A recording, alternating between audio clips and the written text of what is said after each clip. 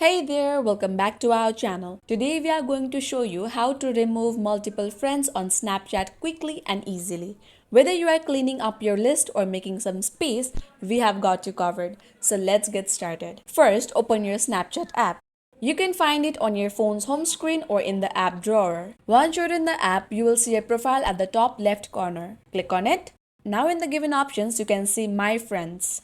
And here comes the fun part. To remove friends, you can tap on the friend's name or Bitmoji and a menu will appear. Now simply tap on the three dots at the top right corner. There you will see Manage Friendship.